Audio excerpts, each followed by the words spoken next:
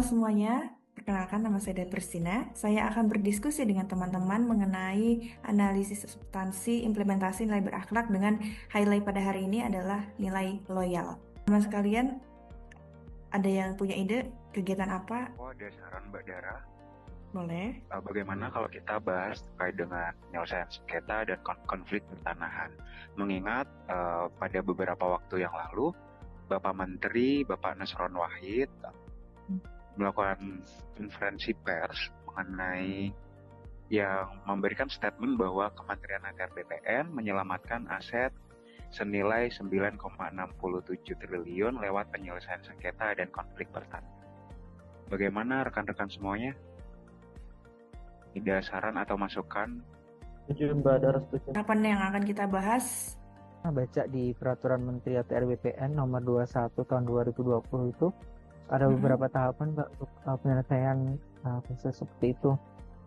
Yang pertama ada penerimaan dan distribusi pengaduan masyarakat, kemudian ada pengkajian kasus, ada gelar awal, penelitian, ekspos hasil penelitian, rapat koordinasi, gelar akhir, dan penyelesaian kasus. Kalau outputnya mungkin yang pertama yaitu registrasi pengaduan, yang kedua telah staf, ketiga notula hasil gelar awal, keempat kertas kerja penelitian dan berita acara penelitian. Ya Mbak, izin menambahkan, jika melihat tahapan tadi ekspos hasil penelitian itu menghasilkan laporan hasil penelitian.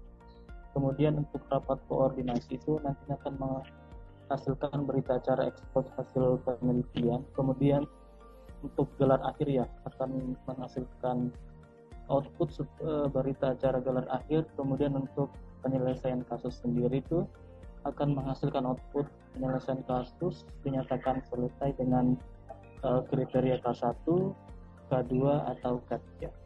Mungkin saya kira begitu.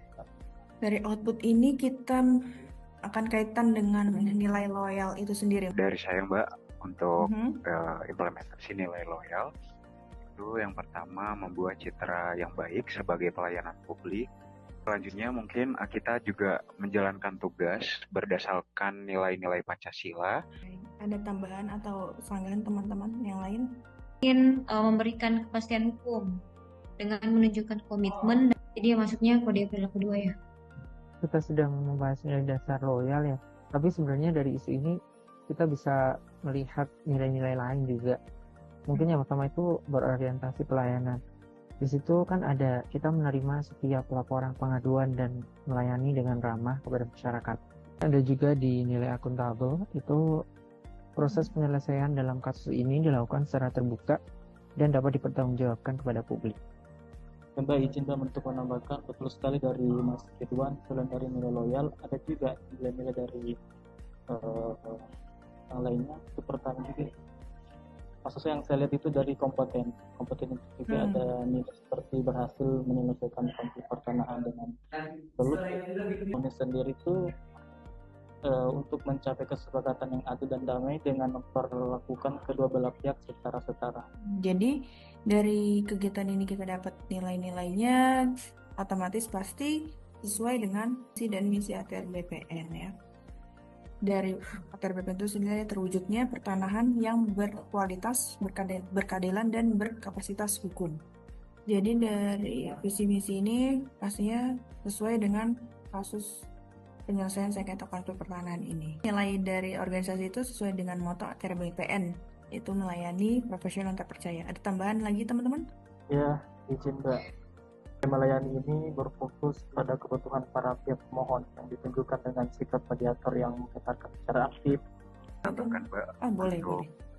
Nilai yang selanjutnya yakni profesional.